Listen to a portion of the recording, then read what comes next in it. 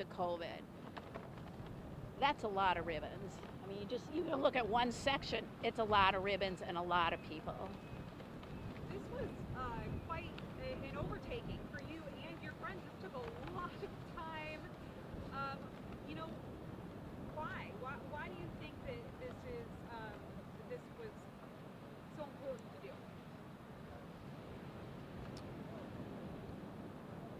There's a lot of different reasons, and I kind of thought about it like, why did I care so much about all the people who've died? I mean, thankfully it's not a large percent of the overall people have had COVID.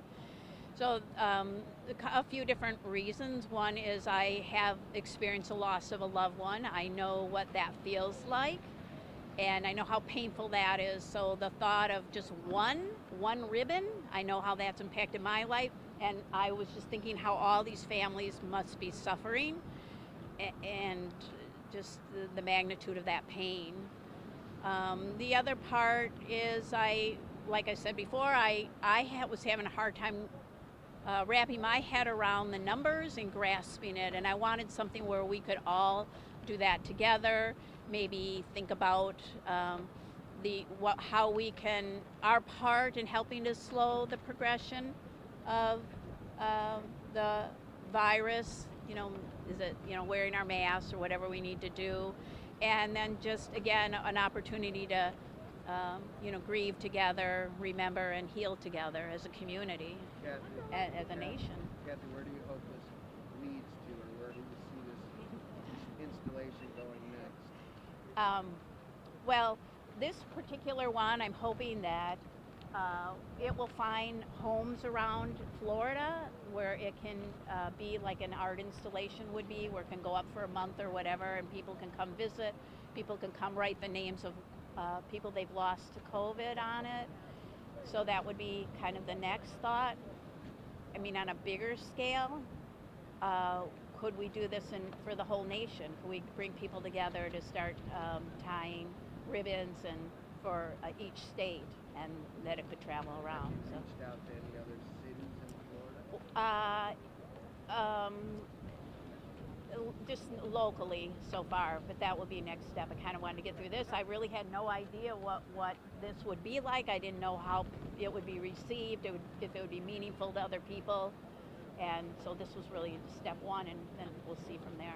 How does it feel to see this on the beach?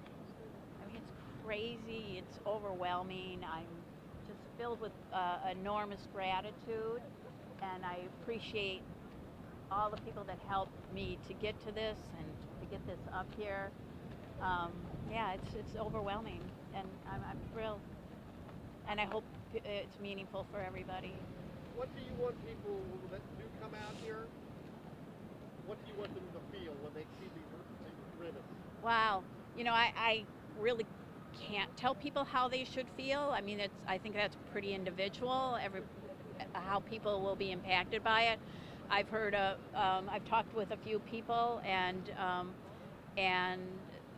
think that it's helpful for them. I just talked to a woman who just lost a really good friend on Tuesday, and whose husband's on a ventilator right now, and she said that it really meant a lot to her, and she was going to be here no matter what. She was going to be here today, and I hope it gives her a sense of healing also, and a chance to mourn. And in this COVID world, we haven't really been able to mourn properly. That's the other piece. People are dying alone or without their families, and not being able to all gather to bury our loved ones properly. So I'm hoping all that. What's it like seeing everyone out here? What's it like seeing everyone out here today? I'm sorry. What's it like seeing everyone out here today for the Seeing all these people? Well, I mean, it's I'm thrilled, and yeah, I'm thrilled about it, and I hope that that they feel the same. Tell us the undertaking that it took to get all of these ribbons together. I mean, what did this look like for you? So long. How was that process? Well, I don't remember if I said this here or not, but when I started doing this in mid-November, the number was about almost 16,000. So I thought, okay, 16,000 is doable. Maybe we'll see. We'll just keep tying and see what happens. And now we're 29 and thousand. So the number keeps going up, and it makes it a larger and a more enormous task. And the last few days, I put it together and tried to chronologically put the numbers on there. So there's a long number that will at the every 1,000, some at the 100, so that if people write a name of somebody, that their loved one, they can kind of remember it's between 10,000 and 11,000, so they can come back and visit it. And so that was a pretty huge task to do. And then I wasn't even sure if we could get it out here, what would it look like, and all that. So I'm not sure I answered your question, but No, you did. And I mean, just as the number started growing, meaning more ribbons, and I mean, you're physically doing every single one. Yeah. I mean, did that take a mental toll on you? I mean, it's not just a ribbon, it's a life that you're putting. exactly. Yeah, thank you for asking that, because when I started to do it, I mean, there was this sort of feeling, it was kind of cathartic. I felt like I was remembering each individual, and I could do something, even though it was just personal. I felt like I had that moment for myself, and then as it grew and grew, I mean, it really is, yes, it's healing, but it's really painful too, just to see how many people, and just to keep tying, and to know we're not done. I mean, I'm glad the numbers are slowed a little bit after the holidays, but yeah, it really drives it home for me, and it's a painful piece of this whole pandemic that easily gets lost, and I hope that it doesn't. You're welcome. Thank you guys for showing up. Thank you. Thank you guys.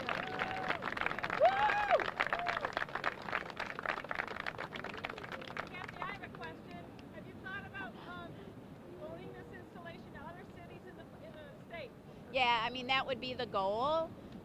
That because it's not, we didn't make this to just hide it away. We made it so that it could have, as an art installation, it could have a home at different places. Maybe it would be somewhere for a month or whatever. People could come visit and write names and have the experience that we hope they'll have with it.